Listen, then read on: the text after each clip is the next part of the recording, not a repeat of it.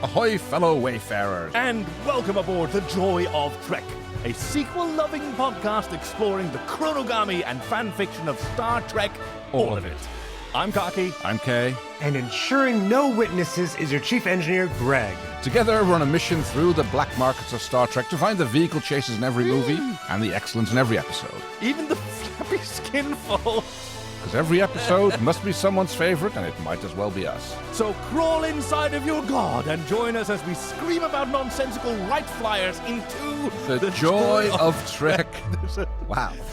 There's a gradual sort of creeping insanity to these scripts. They end on such a high note. Thank you, Chief. Well, they were. I mean, that's very in character for this episode, who also has kind of like escalating levels of insanity. Yes, that's true. That's true. And it starts off at a baseline for Lower Decks, so that's something. Right.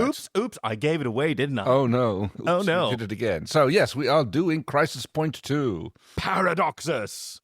First aired on October 13th, 2022, written by Ben Rodgers, directed by Michael Mullen. And in this episode, what happens? Oh, the crew of the Cerritos has a movie night. Yeah, movie night on the Cerritos. Another movie night on the Cerritos, because we previously had Crisis Point 1, the yes. of Vindicta. Yes. Rise of Vindicta, as I recall. And Rise and Fall of Vindicta. Yeah. As it turns out. And Redemption, I think she sort of had a redemption. Well, I guess. I mean, in so much as Vindicta was actually like right. Mariner's insecurity about her relationship with her mom and like with Starfleet. So, Chief, what is the official description of Crisis Point 2 Paradoxus? Boimler's holodeck movie sequel tries to live up to the original. Thank you. Okay. So, who'd recommended it to us? Crisis Point 2 Paradoxus from Star Trek Lower Deck Season 3, Episode 8 was recommended by, I'm really stretching it out here, Alex Russet, who said, "This is one of my favorite episodes of this series alongside the finale for that season. Shax's finest hour was amazing. The central conflict of Boimler trying to find meaning to life was fascinating to watch. Fun action scenes, a couple pokes at us fanfic writers not understanding story flow or proper exposition. I like to think I improved in that department, I hope. And of course, Captain Sulu cameos is always a plus. Overall, a fun episode with a thoughtful central conflict. Hoping we see more of Will Boimler. As of me writing this Halloween 2024, there's still time." Has Lower Decks been cancelled? Alas, the fifth season was announced to be the last before it aired. I think as of this moment, it's still airing. I'm being a bad Trekkie right now. I'm not watching it week to week, alas. But yes, I think the episodes are still coming out, so we might see more of William Boimler. So, do we have any warp cores to lean against? Twice in one day, even. No.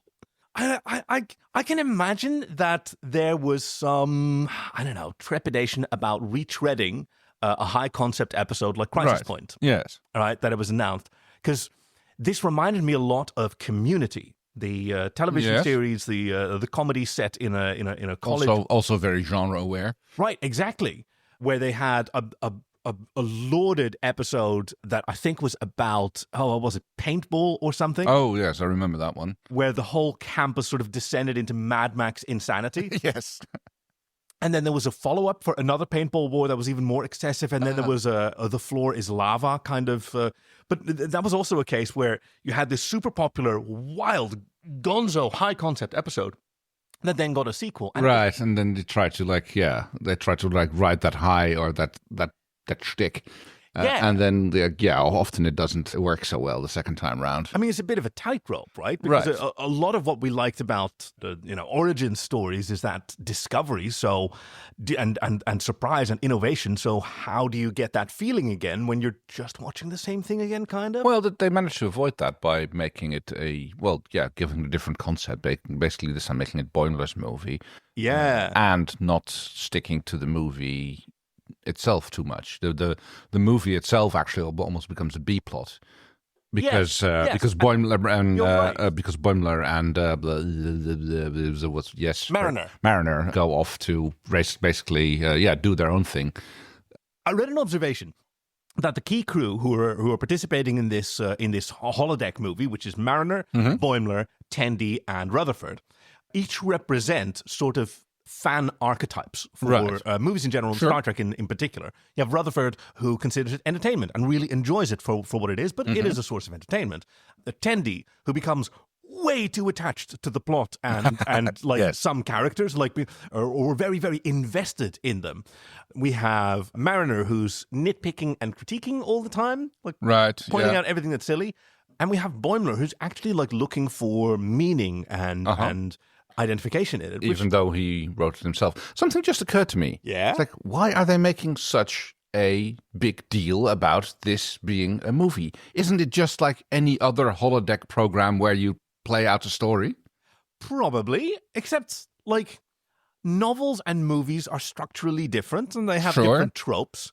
But- and also, they've got letterboxing that you have to step over when Yes. you leave the holodeck, which was such a good gag. That was such a great visual gag, yeah. Hey, I really want to sort of warp into the episode, but were there any opinions that other people had? Were there- Very hard to find. Again, Really? it's like, yeah, there's not much in the way of actual reviews. Mostly, Reddit was mostly people saying which gag they liked best, and not really any substantial. analysis? Unless I have to like sit here and quote half a Jammer's review, which you just go and look it up on the web. I mean, Jammer's review is Yeah, always. I was going to say, yeah. Jamal has been doing reviewing Star Trek day and date since I think the early days of DS9, and so it's such a treasure to have. Whether you agree with a particular critic or not is really not nearly as important as the consistency of their point of view. Oh yes, totally. And Jamal having this this reservoir, or having this library of analyses from the same viewpoint of all of Star Trek is remarkable. If we keep this up long enough, then we'll also have a library like this. Yeah, I think this is maybe episode 60. So that counts. 63, I think, or something like that. 63. So at this point, if they don't make any more Star Trek, and please don't let that be true, then we only have to do another 790 episodes. Right, thereabouts. so that's another 14 years. No, we do that one every week, so Yeah. 700. Oh, yes, that's two. Yeah, something like that. Okay, we'll be at it for a while. Yeah. And there's movies and Oh, gosh, yes. So. then there's comics, and they're going to keep making Star Trek. But Starfleet Academy is coming. I'm so excited. Have you seen the cast, by the way? I have not. Oh, who knows? By the time this airs, there might even be a trailer. I'm so excited. All right, well, let's... Ooh, there we go. Which is Boom, basically blast, how... zap. Yes, exactly. The Cerritos is in peril. They are being assaulted by the Romulans. Yeah, a very wide-winged Romulan warbird. Shields are being brought down. A boarding party beams on board and steals a device. Yes, which they're about to be repelled by Security Chief Shax and... Oh, heck, I need to look up what the name is of the other security officer. Sorry. Officer Temba? No, that's not his name. Hang on. I thought it was maybe like a Pokemon, It's like, are they Pokemon named for the sound they make, or do you just go around saying their own name constantly? Okay, I've got a big list here on the Memory Alpha fan wiki of Star Trek. Now, let's figure out, based on this list, whether we can figure out which one is the person that we're looking for, because we're looking for the Tamarian security officer. Okay. So we've got Big Merp, probably not it, Castro, Cody, Dahai, The Dog, I have no idea what... Escher, Oh, the name of the Fedorov, character. Yeah. Oh, gosh, I have no idea. Gorm, Honus, no, that's Gorm sounds right. Kaishon, that's him. Okay. That's the Tamarian I was looking for. So that's that's the security officer who yells "Timber" because that's what the Tamarians do, Right. The allegorical language that Oh, right, them, yes. Timber, his arms wide. Right, yes. But the Romulans are very efficient. They blast what looks like the sort of sciencey person, Who's standing next to the warp core or something? Yes, he's clutching something. Oh, no, it's- claiming I'll that he- destroy this before I let you. Yeah, Yes. that's the sound of someone being vaporized. By a Romulan disruptor, yes. Yeah. One of the more painful ways to die, I believe, as it's always described as. Yikes.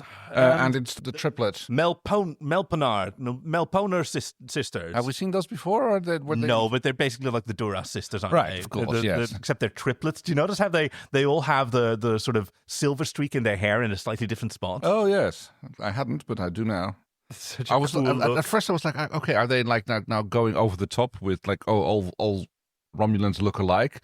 But no, it turns out they're just like meant to be triplets. So it's Oh, like so. Yeah. I mean, on the Next Generation, it did seem like both Vulcan and Romulan only had like one state-sanctioned haircut. Yeah. You know, going full Kim Jong-un. Pretty much, yes. But to the rescue, the Wayfarer.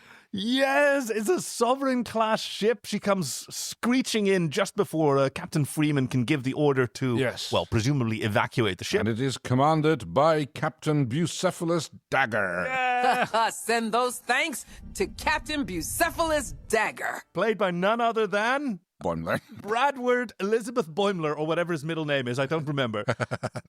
The uniform is so cool because it's the lower decks uniform with a white stripe. Yeah. Except instead of having the division color up top, or on the chest, which is where they usually have it, now they've got the sort of grey-purple quilting like in First Contact uniform. Yes, and the undershirt gives the division Is color. the division color. And after the credits, which are always a delight. Yes. Oh, do you notice that I think I've pointed this out before, but the battle sequence from which the Cerritos warps away. More and more ships arrive. Uh-huh. Does the warp nacelle sucking creature grow as well every season, or? Oh, not that I've noticed, but I should look again because Yeah. I'll catch up on season 5. Like I know by season 5, there's the whale probe is there, and the green hand is holding one of the ships, the giant green space hand from the original series. That I still don't know what that's about. Here we've got the crystalline entity. We've got what are the aliens from Samaritan Snare called?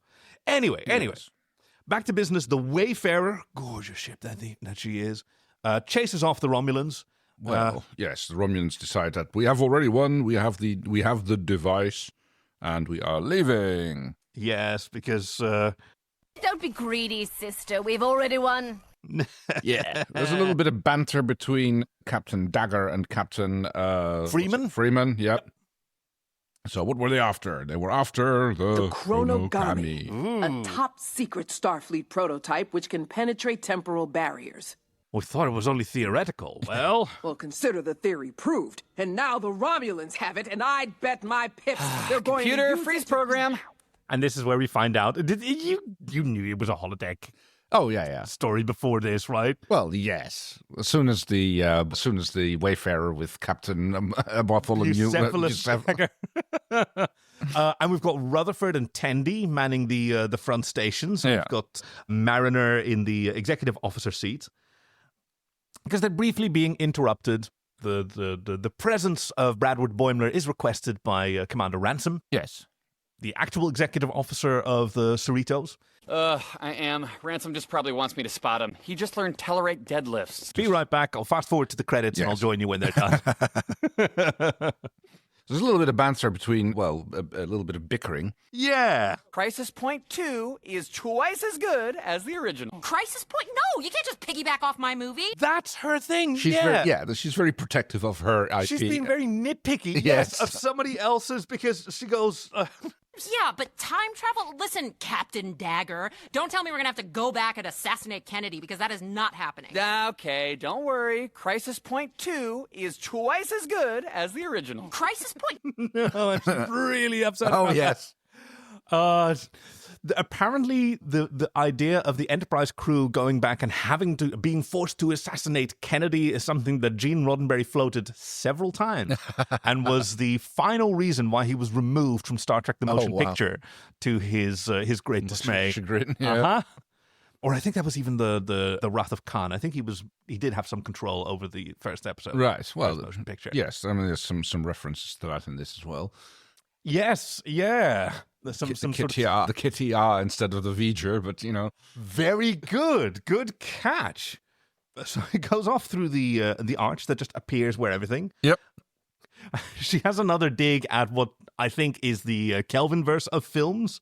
Like, What? Does it make an alternate cinematic timeline that runs concurrent to our own, but with like different people playing younger Right. versions of Yeah. us? yeah, Scientifically, that would be a bit of a reach. Whatever. yeah, fuck. whatever. It's got such cool opening titles.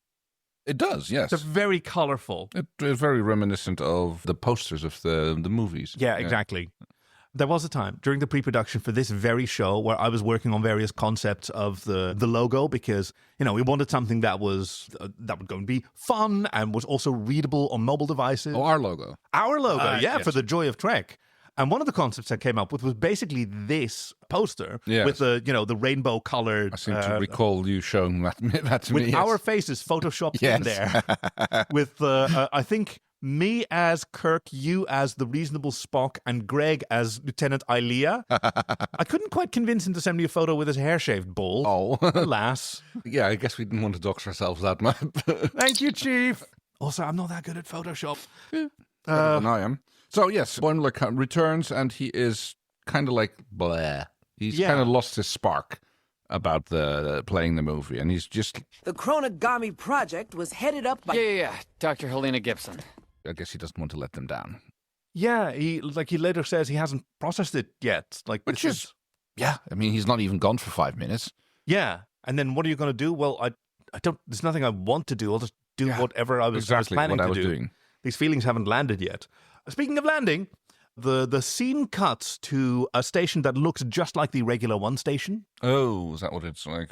From the Wrath of Khan, which was Starbase 1 turned upside down and was reused in the Omega Directive. When they turned it back right side up and just renamed it Starbase 69. And now it's, nice. Now it's a moon base. Yes. On which a sort of blonde scientist officer, very reminiscent of Carol Marcus from the Wrath of Khan. Dr. Helena Gibson. Yeah, who's sexily bent over a console. Right, who is apparently the romantic interest of Captain Bucephalus in this movie, at least projected to be, because, again, Boimler is not really into it anymore. Oh, you have got some nerve never calling me back after that weekend on Risa. Oh, spicy. See, But- Rutherford is me. I'd be just into it. Oh, this is so much fun. This is cool. Way to go. Woohoo. But I'm here for your research, not your heart. Oh. the Romulans have the chronogami. What is it? And we get to see like this computer graphics extravaganza that's just like the Genesis Right, yes. a preview in 1982 in the Wrath of Khan. That was amazing that you had these computer graphics Right. of a Also, 3D planet. again, Rutherford is just like, oh, the graphics are so amazing. Yes, definitely saving this sheep. These graphics are mind-blowing! Rutherford, we've learned that there are space-time world lines that prevent the beginning of existence from merging. It doesn't matter. Yada, It doesn't yada, matter. yada. It's timey-wimey. It's a MacGuffin, just like Mariner actually points out a little bit. Yeah. The MacGuffin, famously for those who aren't familiar, like that's the name given to an object that is significant to the plot, but whose actual nature just doesn't matter. Yes, like the suitcase in... Oh, what's that movie called? Pulp Fiction. Pulp Fiction, yes, Yep. that's the one. That's a content, classic you example. Don't know yes. what's in there, even in Maltese Falcon. I think that's Oh, probably. I haven't think that seen might it have yet. been. No, Nora. It's one of those famous old movies. I think that's where the term was coined. Mission Impossible 3 is also a great example where there's this, it's all about this diabolical new invention that you never learn anything about. Yes. Like, it's called the rabbit's foot, and everybody wants it and can't get into the wrong hands, and you don't know why. And of course, it doesn't matter. No, that's not what it's about. This is the plot coupon. Yep, Whoever exactly. has the coupon is in charge of the plot. But Helena Gibson is able to fit him with a device. Yes.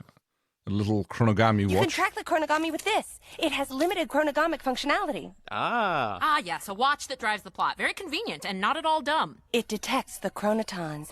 It'll lead you right to them. Yeah, she's Looks like they're real heading saucy. for Tatashore Knock. You want me to feel up your chronotons?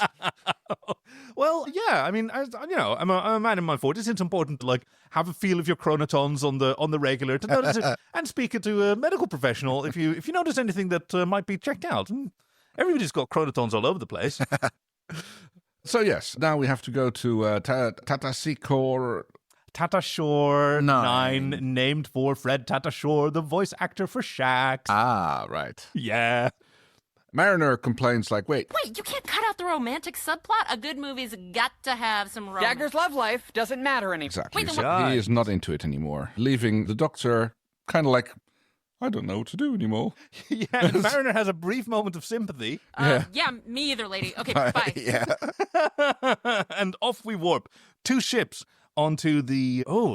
it sort of looks like Agrabah. It does a bit, yes. Or, yeah. Maybe Mos Eisley. That's more where my mind was going, yes. People in hoods. Everybody seems to be wearing hoods. There's all of these street prophets. Yep. In these sandstone-looking buildings. Cool alien architecture. The walls are diagonal. The doors are... trapezoidal. Yeah, exactly. And rather than follow the plot, Boimler gets distracted by one of the street prophets. Yeah, because someone says... Kitia has the true answers for life's most important question. I need answers. Then you see Kitia. Yeah. Because, at this point, did you know what... Did you remember the plot of this episode, or did you know anything about it coming in? No, I had no idea. So what were you thinking about when he was sort of losing the plot? Well, clearly something happened. I had no idea what, but he clearly got some sort of news. Right. Either he was fired or he was demoted or something. I had no idea. I mean, I didn't even know he had a teleporter accident, brother. Right. So, but clearly something happened. He was given some sort of information which caused him to space out. That was... wow. Yeah, that was very obvious. Right on the money. What it was not... I had no idea. But clearly he was he's wandering off the plot. Yeah. One of these prophets, as Mariner The holodeck says... just populated that guy into the background for color. Since Purplehead knows much, if one such as he is drawn to this place, so shall What he in the reside. hell of the weird bullshit? Okay. This one just Boys, keeps come going. on. We have a movie to do, man. We don't have time to chat up the extras. It's an adaptive program. The holodeck's creating meaning for these guys. Why is, Not a lot. why is it not stopping? It stops on its own when it reaches the white line on the Oh, edge. is that what it does? Yeah, Oh, right. yeah. So Okay. quick primer on the technology that we Right. use. Yeah. So I had my various scripts analyze the audio waveform and see if there were natural stopping points between subtitles. Right.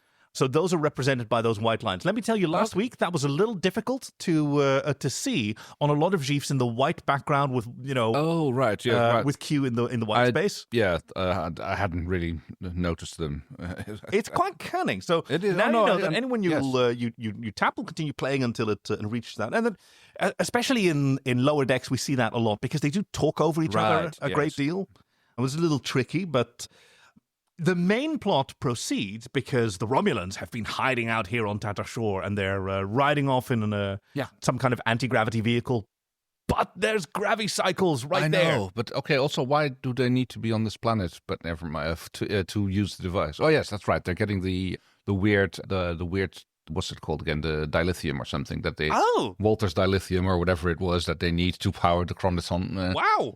I haven't even clocked that. Like, I'm a Rutherford, right? I don't even. Right. I'm fine. Yes. This is cool.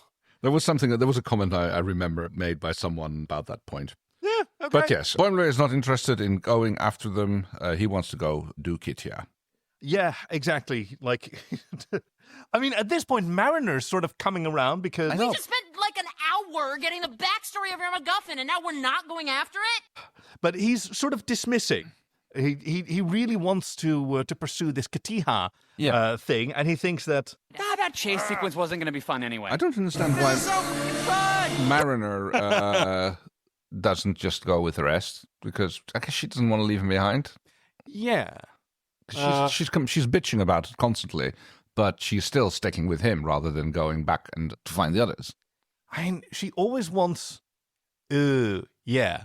Her complex seems to be that she wants acknowledgement from the people that she respects, and also like affirmation from people that she's threatened by. Right. Both of which right now is Boimler. Fair. Right, because Yeah. she is kind of impressed. Well, he did a good job on this movie so far. Yeah. And also, he's the competition, because what if Paradoxus is better than Vindicta? Ooh, yeah. Like, neither of those things are great. And so she just, she's pulling his pigtail on the playground. Right. Yeah, that makes sense. The chase sequence goes off about as you'd expect it. It's so cool, It though. is, yes. It's like being shot at by the Romulans, but she moves ahead, Yeah, jumps Tendy's off her really bike. good. Yes. So her bike crashes in and she does a cool backflip over the Romulan Oh ship. my God, she's Trinity. She's Trinity from The Matrix Oh, Reloaded. yes, absolutely. That's so cool. But some of the Romulans survived, and Oh, they're activating the chronogami! it's a kind of a cool effect. It's this portal that seems to unfold from itself in several layers. Yes. You know, that was originally the idea for the faster-than-light jump for the revived Battlestar Galactica. Oh. That these ships would sort of fold in on themselves. Right. Ultimately, the special effect wasn't deemed to be as, as good enough, yeah. really didn't work. And so now there's just a flash of light and they're gone. Yeah. Which is also kind of cool. Yeah. There was also the idea of having split screen. Using split screen in the battles, having like multiple angles simultaneously, like in 24. Right. When it was realized that's real expensive. Oh, yes, I can imagine. Because then you have to model and light 3 different shots. Oh, good point, yes. Then you have like triple the special effects budget. Yeah. Yeah. Yeah, it gets tricky. But yes, they follow the Romulans, they run through the portal, and of course, like in all good time travel stories, if 2 people run through the same portal, they don't arrive in the same time and place. Now, which one of us do you think remembers what the time travel plot actually is and how it sort of hangs together? It doesn't? Doesn't it? It's just random scenes. I mean, there's a connection between this first scene where we are, where you see apparently a very important Starfleet ambassador, Koro, right. Yes, who is a cephalopod. Who one of his ancestors apparently was in an Atlantic city aquarium, it seemed like. I thought it was Sydney. Oh, was it Sydney? Oh, yeah, that's even weirder. Yeah. No, it's not weirder. Actually, no, that's not weird because Sydney is a port city, of course. Right. And they had some sort of aquarium there, I guess. And it's something to do with... We're smack dab in the middle of the goddamn algae crisis. Yes. Whatever that was. Apparently, this ambassador manages to learn how to communicate with the algae, which thereby it's averted the crisis. Yeah, which Tendi needs to repeat to Rutherford. Because he went out for snacks yeah. during the time travel sequence, because that messes with You him. want some? No, I feel like you're not taking this seriously. Yeah, because I'm not. Like it's a movie to him. He just hit pause and he went to get some... Well, no, not even pause. He just stepped out and to get... I mean, he is at least staying hydrated. Yes, yes, unlike Boimler. Who is talking with the prophet. They're sitting in one of the rooms, and as he asks about it, the prophet just keeps stalling because the holodeck... Stalling. The holodeck's just building this dude a backstory on the fly. We are way off book here. Oh, I can show you my backstory. Which is, of course, the holodeck just like... Oh, yeah, that'll work. Oh, yeah. A story on his back. Yeah, that'll work. It's very like chat a little bit like dream logic chat GPT-ish, yes. But yes, the guy has got some saggy skin flaps which have a map tattooed on it. Yeah. I don't know exactly what this is in reference to. I mean, maybe... Oh, it's a fairly common trope, people with maps tattooed on their body. Yeah. I'm not sure if this is a specific reference here. I don't understand what the value of it is. Well, you're not going to lose it. You're not going to lose it. No, that's true. But it's also, you can't see it. True. Unless you set up like 4 mirrors. Is 3 enough? No, probably yeah, just 4. like take a photo, Oh, yeah, wow. You can tell which generation we're from, right? Sometimes we still miss out on just very basic things like that. Yes. But Mariner is grossed out. Ew, no, this guy can't be part of the Vindictiverse. Oh, shut up! I went along with your stupid movie, which, by the way, didn't even have a real ending. How dare you? It was epic. You should be thanking me for turning your mess into a classy story that means something. It is steeped in significance, Wisewell. Oh, God, Thank you, he's such a Knack-Knack. sycophant. Knick-knack. I think he's just in love. Like he says later on, he's the romantic subplot. Oops, something on my screen. Here, you take over. I've got to figure out what's happening on my screen. Purplehead speaks the truth, and yes, they are off. She's had it. Yeah. Mariner is like, okay. Yeah, i.e. bad movie. I officially disown Crisis Screw Point. this, I'm leaving. And she has to step over the letterbox yes. in the doorway. It's such a good gag. It's fantastic. It's like, I mean, okay, so that must mean that like the entire, how do you make a holodeck letterbox format? I know. I mean, like you could dechromatize everything apparently Yeah, if you want to play in a black and white movie, which is bizarre. Yes, but yeah, it doesn't matter. It's science fiction. It's spacey wacy. You can do anything. She, for some reason, goes to see Ransom. Yeah, for some reason, she gets an impromptu performance review. No, she mentioned it earlier. At 1900, she had a review with him. That's that's mentioned earlier, so I assume that's what this is in regards to. I mean, while he's doing squeezy exercises, right? But he completely breaks, confidentiality by telling her about. I mean, he's asking how Boimler is, and she says, "Well, he's annoying, but." I gave Mr. Boimler the news earlier today. He's on bereavement leave. Because, I'm not sure you're supposed to tell people about that, but, I guess the death of a Starfleet officer would be public knowledge within Starfleet. I suppose so, yeah. Right? That's not a secret. No. Because it's part of the service. They go on yeah. KIA lists. No, I get it. And I guess also, for officers who are socially close to one another, you ought to know this about one another. I guess it would be different if it was the death of someone who wasn't in Starfleet, maybe. Right, yes. That makes sense. All right, then it might be treated with more discretion. But yeah, we get a moment where Ransom sort of really relates to Mariner. Yes. I'm sure you want to be there for him. When I've got a case of the blues, I lean on my besties pretty hard. Yeah, I still have friends. Yes. I don't know what I'd do without Honus the bartender, Nurse Westlake, and Matt the whale. Friends for life. and it's the four of them, these background characters that we don't really know. No. Hanging out on a pool. That's probably Matt's science workstation. Probably. Station yes. ops. Matt the whales. It doesn't look like much of a whale. I mean, maybe a beluga, I guess. Beluga, yes. I think the officers on the Cerritos, we see them at one point. Oh, okay. Yeah, and in Prodigy, they also, that's a humpback whale. Those are a lot bigger. Yes, yes. Well, the Voyager A is also bigger than... True. Oh, you've got to see season 2, man. Oh, yes. What happens here? There's a time fold. Oh, yes, there's another time fold for no apparent reason. Apparently, the Watch does enough time folding and this is where they get accosted by a bunch of street punks in Sydney. You can see the arches of the Sydney Opera House in the background. Yeah, and also the accent. Oh, yes, of course. Drop the shiny gizmo, mate. Stepped in the wrong place. It's our turf, mate. Look, we don't want any witnesses. Yeah. Yeah, so this is like a mashup of Kirk Thatcher in Star Trek 4, the punk on the bus. Right. And also the punks in Terminator. And it also feels a bit like Crocodile Dundee. Oh, wow, yeah. God. My husband dressed up as Crocodile Dundee for Halloween. He knows how to show. He knows how to wear it well. Yep. I believe my first comment was, "I see you've managed to get your shirt off already." And that's my fella. So these get taken out, and Rutherford is in proper role playing D group style immediately starts stripping the people. Looting the pot. Yes, oh no, exactly. You're right. Yes, stripping the. I'm robbing these street punks so we can all dress up in these old timey outfits. Yeah, we don't have time for that. But that's like the fun part of the whole time travel thing. Yeah. Because this is the conflict, right? Tendi is disappointed that her friend isn't taking it as seriously as she is. Because Boimler has appointed her acting captain while he goes off to do his Kittia thing. And she is like, Captain?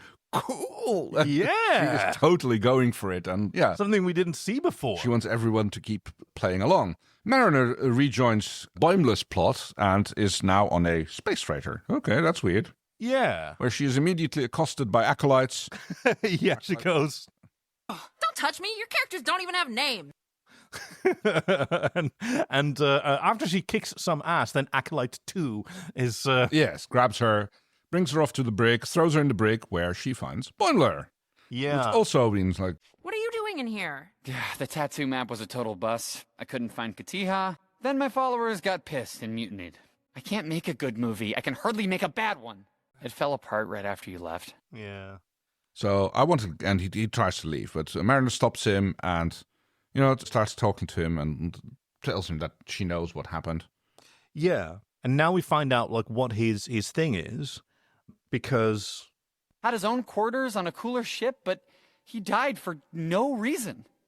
And he was trying to make it matter because, because there was a neurotoxin leak in his cabin or something. Yeah. Just an unfortunate accident, died in his sleep, nothing significant about it, as happens to me. Yeah. And, it's not a terrible way to go, but certainly, Boimler was way too young. Right, yes. For a fate like this. And he's losing faith in his quest. Yes. Right, that he just briefly had. What is it all about? And she won't have it. No. She won't let him leave. Cancel Arch, and she tells him, Mariner, I found deeper meaning in Rise of Vindicta, and it was totally unscripted. If I did it, you can too. But it's a bad story. Yeah, it's an uneven slog that totally ignores the successes of the original, but it's also a so Starfleet movie, which means it's worth doing. And yes, it's a Starfleet movie, so we'll do it for Starfleet. We are Starfleet. Knick-Knack to the rescue.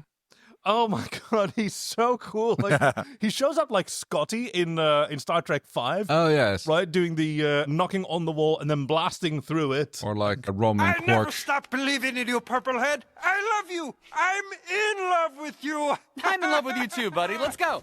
Okay, hey, there's your romance. Or like Roman Quark popping into Sisko's office. Oh, yes. Can I help you, gentlemen? Yes. Never followed up. You would expect that, like, the next scene would have been, Brian-O in there welding duck shot. But yes, they moved up to the bridge where the weird prophet is apparently now in control. He has got this glow about him, and they try to... Yeah, he sicks his acolytes on him. Big fight. Knick-Knack turns out to be... Wow, yeah. Kind of buff. Damn, okay, third act knick-knack reveal. Come here. There's this big buff, like 4 arms. Does he have multiple arms? Something like that. Oh, more. He's got one in the middle. He's got 5. Okay. 2 big old guns. Yeah. And, 2 smaller ones. And a support crew, and one in the middle. Yeah. For fun. I know, yes. Suddenly I'm into Knick-Knack. I don't know about you, but little guy's doing it for me. Oh, yeah, sure. The prophet gets knocked out, and once the skin flaps on his back are folded together, it spells out Kitya. Katiha, And yeah. they now know where the map how to follow the map. Yeah. Meanwhile, Or the whatever Ape Boss, that is. Yes. Yes. Is diffusing a bomb at the ceremony, which is the creation of the Star Federation. Yes. A recreation of a shot from the finale of Star Trek Enterprise. Oh. Yeah. That's apparently a point where Archer goes and holds a speech. But there's a bomb that the Romulans left behind. It's a Thaleron bomb, like in Star Trek Nemesis. They're pulling out all the hits, playing all the hits. Yes. Rutherford is happily disarming the bomb. He's just like... While singing a little choo-choo song. Which he's got stuck in his head. One of the Romulans who was knocked out manages to grab a rifle, tries to shoot Rutherford, but the doctor jumps in front of it and dies a slow, horrible death. She says that, you're going to be okay, doctor, but... Oh, bullshit. Bullshit. The bleeping is not really something that... Now, that is a problem with my technology. I tried to focus on the speech, but then when stuff is, because there's a lot of explosions and music in the background that we don't necessarily, that's tough to edit around. Oh, of course. I had that filtered out a little bit, but then... We didn't talk about the fact that the bleeping is now canonically in a universe, isn't it? Oh, wow. Is it? Well, yeah, I think it was you who told me it like that. It's like because one of the characters asks about it in one of the later episodes. So what's with the bleeping? It's like, oh, that's just universal translator. It's the swearing of those. What's their species called again? Oh, yes, that came up recently. Oh, yeah, exactly. Chief, can you remind us what the we're thinking of? Wow, so this took a lot more work to find than I thought it would. I think you guys thought it would. So in the Star Trek Lower Decks USS Cerritos Crew Handbook by Chris Farnell, there is a section which says that the swear words are so nasty for Cation swearing that the universal translator can't actually find a Federation standard equivalent, so it just replaces it with the noise. Which, I mean, when you think about it, is pretty up.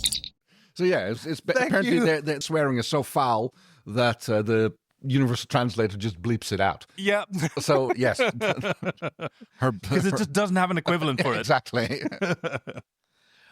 And Tendi asks Rutherford why he's not taking it so seriously, and he asks her why it's so important to him because we're having fun. What's the big deal? This isn't fun for me. No, and she's dealing with... Would you laugh this much if I was really the captain in real life? Sorry, if you were what? Nobody would believe in me as a captain. You don't even care about the story at all. You want to be a captain? Yes! Yes, and that's the first time that she said it. Yeah, and she's like, oh my God, it feels so good to say it. And he is immediately very supportive. And he goes and joins the ranks of the other holographic characters. Yes. Captain Vesper, your crew is ready. What are your orders? And the order is to just more time travel. In fact, back to the beginning. Now we have real cool. Now we have the attack on the Cerritos again. Yeah. There's another attempt to steal the device by the Romulans, but the scientists, instead of getting shot, Just take it. Don't hurt me. Federation coward. and the asset has been obtained.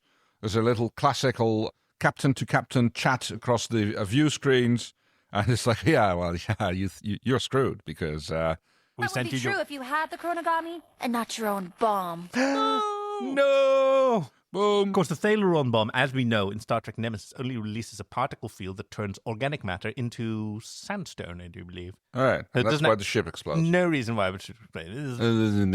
Yeah. I'm being a real mariner here. Yes, clearly. Who is, at the now on the third moon of Shantani or something? Shatanari. Yeah. Probably Shatana, yes. Where a rather... Bullshat. Ooh. Where a scene erupts, which kind of reminds me of what's it called again? Star Trek 5. Aladdin.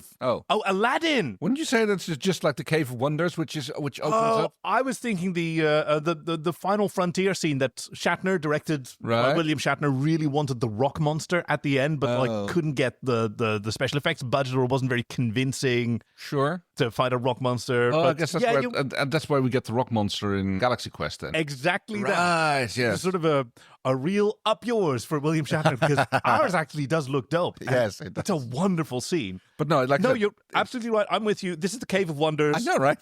A purple, glowing-eyed, open-mouthed totem emerges from the rock. Who starts spouting motivational quotes. Yes, because he asks, "What is life for?" And the purpose of life is a life of purpose. Right, yes, and more platitudes. Yeah. Love without trust is a river without water.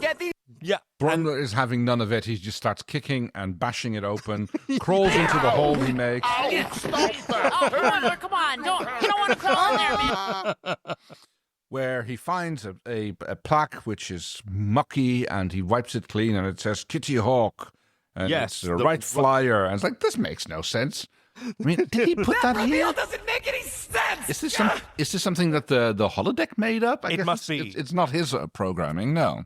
Right, because he went, I think the joke is the DM sets the scene Right. of a Dungeons and Dragons game that you walk into the tavern and there's a gentleman at the bar with one steel wing and one angel wing and a broken horn and a crown of flames and 9 gems studding his armor. Is there anybody else? Yeah, there's a goblin called Sam Smorkle at the bar. And everybody wants to talk to Sam Smorkle. And then 3 years later, you're married to King Smorkle. And so yes, I think this is the computer really quickly just Sam Smorkling this whole side plot that was never meant to happen. Nope.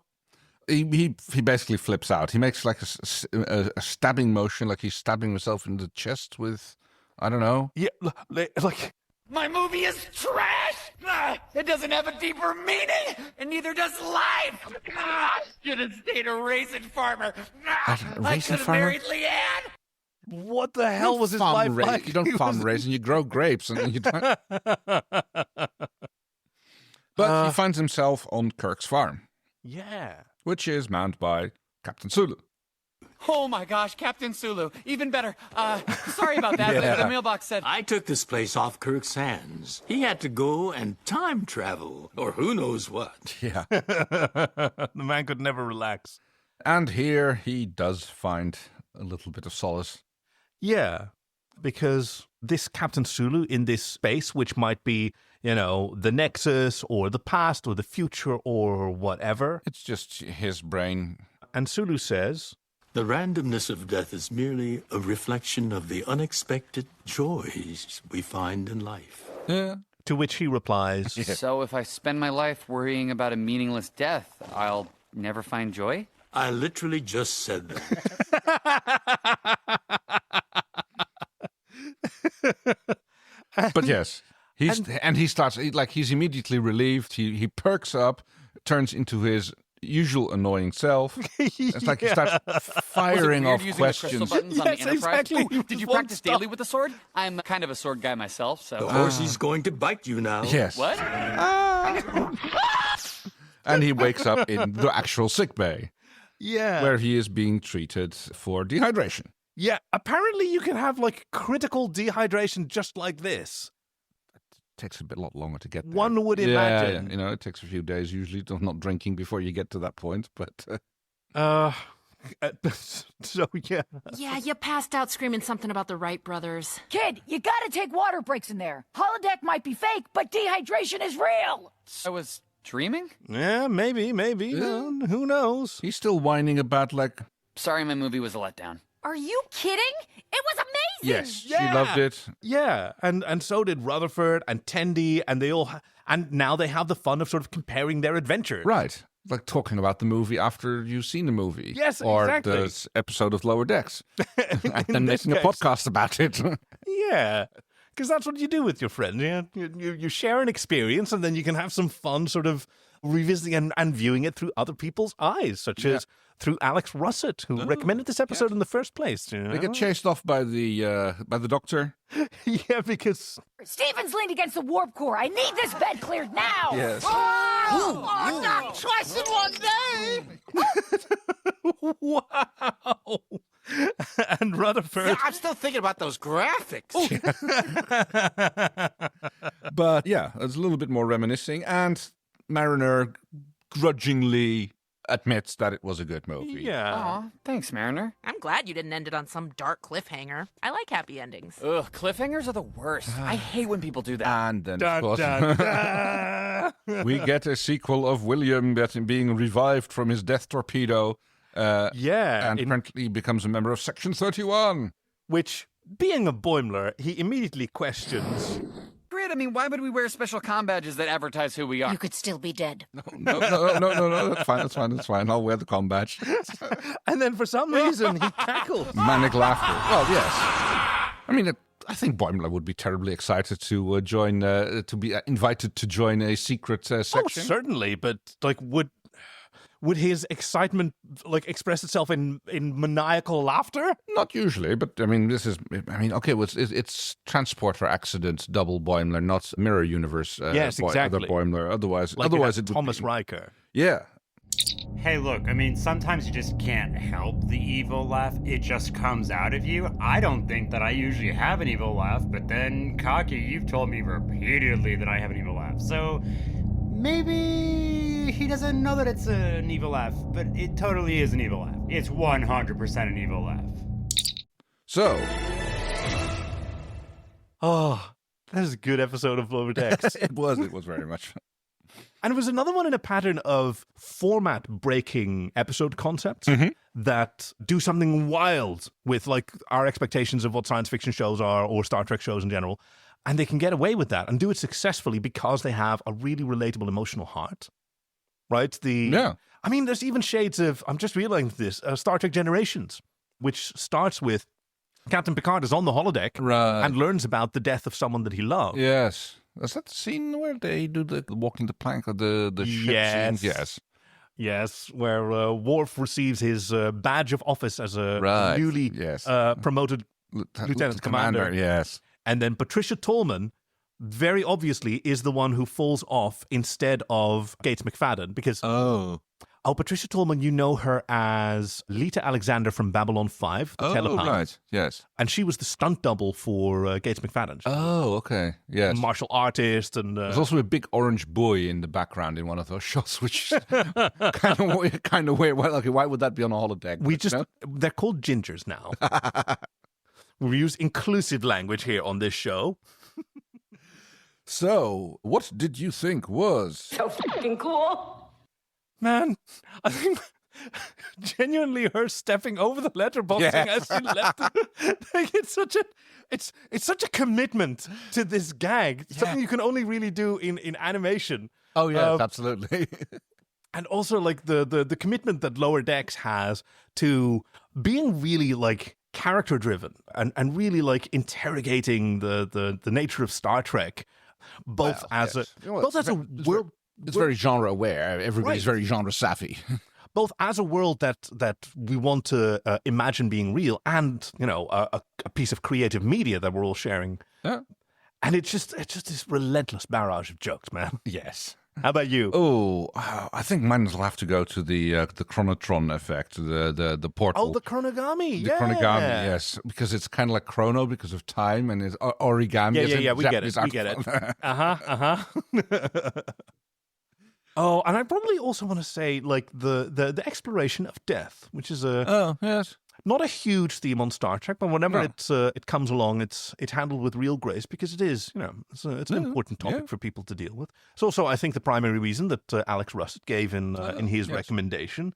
Right, he mentioned that fun action scenes, couple pokes at us fanfic writers, by the way. Also that, yes, right, there was a great sort of awareness that Star Trek isn't just what we see on the screen. True.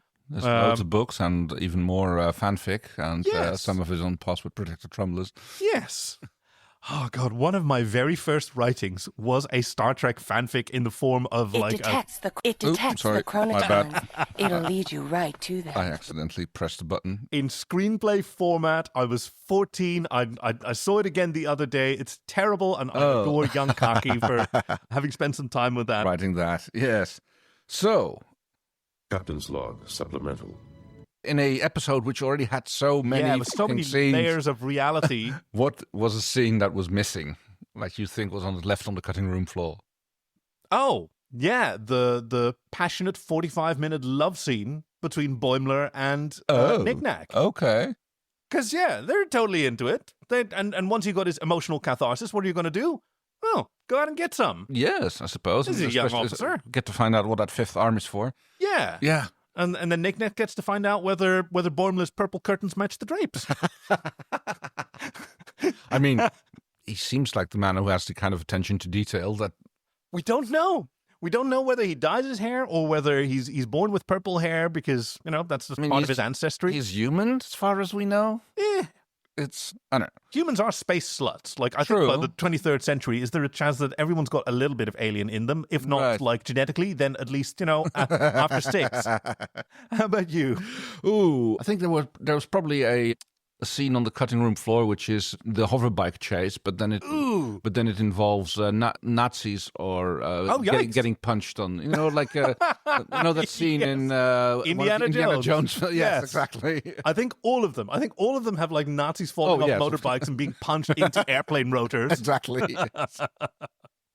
All right, so that leaves us with the clues that next time on an all-new episode of Star Trek. The clues that our chief has prepared for us and will hopefully lead us to guess which episode we're doing next week. Yes, another recommendation has come in, just like Alex Russet recommended this week. Thank you so much for that. We're always so grateful when we get recommendations for series that don't necessarily get as much representation. And we know that it's challenging to come up with a reason other than, it's a very good episode, and I liked it. But we really appreciate it when people have unique viewpoints. And if you have an episode that you like more than other people for a reason that's very particular to you, you have a viewpoint or a lesson that you learned or you felt yourself seen, please send that to us. You can go to joyoftrek.com/links. And if you happen to notice that there's a PayPal link in there, we sure could help. We sure could use your help keeping the lights on. And in the meantime, let's start with the first clue for next week's episode, which is... Well, I guess you're not as successful a businessman as you think you are. DS9? You want to think so, right? Yeah. So, something with... Immediately, first thought is it's Ferengi. Right? But, yeah, who knows? Yeah. Okay, let's... Court 2. All we have to do is haul this transmitter to higher ground. More altitude, less atmosphere. Go high enough and we might just get a signal out. Huh. That sounds like an episode we've already done. The one with Geordi and the Romulan. Like they also, I'll be your eyes and I'll be your legs. That, yes. Oh, I am thinking about the next generation. Like, when they're like stuck on some sort of planet where they're doing investigation or something. Okay. Yeah. So there's a transmitter that I have to haul, and there's someone who's not as good as businessman as they think. Yeah. All right, let's try again. Have I ever told you how much I hate that smug, superior attitude of yours? Have I ever told you how much I hate your endless lying, your pathetic greed, your idiotic little schemes? That sounds like Quark and Odo Quark again. and Odo, Yes. right? Yeah, this is Waldorf and Statler, Quark and Odo. I think I remember what the episode is. Yeah, There's not a lot of episodes where they go onto a planet. there is one. I remember it. I don't know what the title is, but I remember they've got parkas on for some reason. I don't know why Okay. Odo needs a parka. Yeah. Well, maybe he'll freeze like a icicle or something. Maybe he just does it to fit in. I mean, that's his No kind of... doubt he'd want you to vacuum desiccate his remains and auction them off. Not that they're worth much. Yeah, it's gonna be Quark and Odo. Yeah, this sounds like a Ferengi thing again. Yeah, exactly. Last one. You remember back there when I told you I hated you, and you told me you hated me? Vividly.